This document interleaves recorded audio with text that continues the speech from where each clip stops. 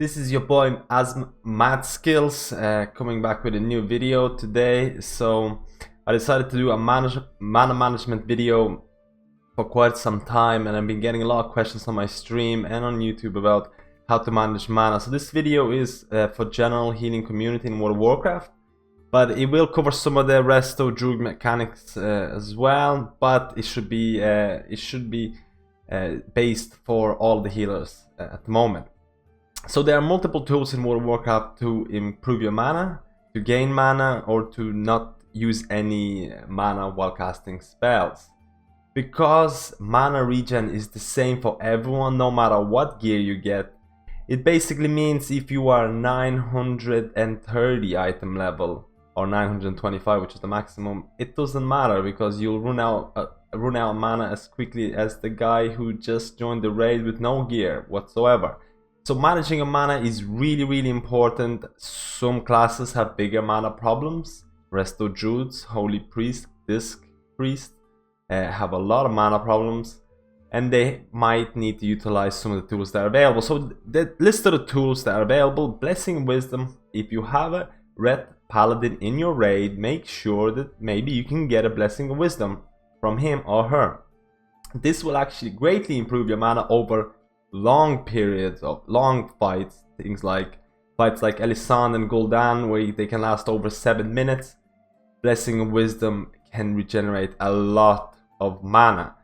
Second tool is Innervate. So this Innervate is available by both Resto Druids and Balanced Druids. If you're a Resto Druid, you should really maximize your Innervates. And how do you maximize Innervates? You see how long the fight is gonna take. If you're progressing on a fight, it might be harder, but if you have done it before, you can look at your logs. You can see the fight takes 4 minutes. Maybe I can squeeze in 2. Maybe there's enough damage at the start. Maybe there isn't.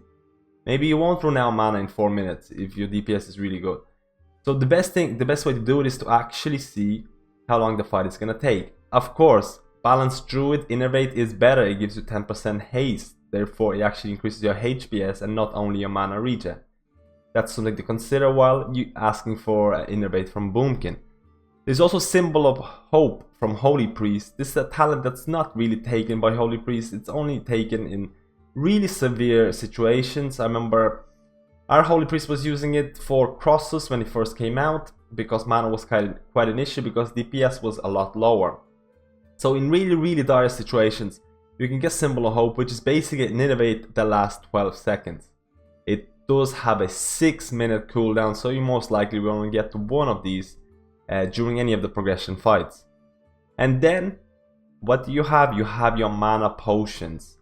While the Ancient Mana Potion is probably the easiest to use, it requires nothing, just key bind it to one of your keys and just use it while you're below 90% of mana, and you get quite a bit. While this is fine for majority of fights, there are fights which require to use Leytorrent potion, which requires you to sit down for 10 seconds and do nothing and drink this delicious mana potion. This is required for fights which are much longer, for progression fights, especially mythic fights. Let's say Alisand, Gul'dan and things like that, Star Augur. You will know if actually there's I have a lot of the healing guides available, and in most of my healing guides I tell you when there's possibility to drink Leytorrent potion. So there is usually always a 10 to 15 second gap in a fight where there's nothing happening or there is no chance of anyone dying. So Leytorrent potion should definitely be used. So now I just want to cover a bit more how to use Innervates. You should really use Innervate at 90% of mana. I also have actually a video that tells you who should get Innervates from your local Boomkin, which could actually help you to decide if you're a raid leader or healing officer and things like that. It can help you to decide who should really get the Innervate. There's probably going to be a link in the description, but let's go back to Innervate. So you should really to maximize mana, you should really use Innervate at around 90% of mana. Why? Because Innervate is going to last 10 seconds. You're gonna free cast for 10 seconds. Your base regen, believe it or not, healers still have a base regen. It's very small, but you will gain back your mana in those 10 seconds. So the minute your Innervate actually finishes, after those 10 seconds, you will be full mana. So you basically started the fight from beginning.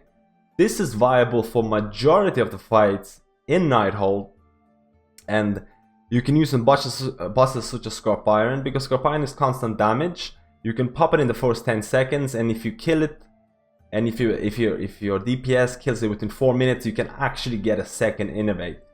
Right now, if your DPS is really good, it's probably not worth it. Like, I think we kill it in around 3 minutes, maybe even less. So I use it in the middle. I probably won't get 2 anyway, 2 innervates anyway. Triliax, you can use it on first cakes, because after the first cakes, there is moderate amount of damage coming in. If you can wait another 10 seconds, use it during the second cakes, there is a lot more damage coming there. Innervate is actually quite useful, and you should probably get a second one. Spellblade Leytorrent, you should probably use it around 2 or 3 frost marks. The first frost marks really do no damage, the second ones are okay. After the second ones, it becomes to get a bit harder. Again, depends on how good your DPS is, depends how long the fight is. But that's just the general remarks about it. Crossus, you can use it on the first slam damage. You can actually use a cake there as well if you're dealing with ads properly. You should get around possibly 2 innervates, around 2 innervates. It depends, but that's usually the best time to use it. The conjures really doesn't matter. You'll get your mana back. If you do have a boomkin, ask for mana just to get that 10% haste. The HPS is a massive increase. Having 10% haste is really huge, especially for Resto Druid. Botanist is long fight. I should probably include it alongside Elisande and Gul'dan.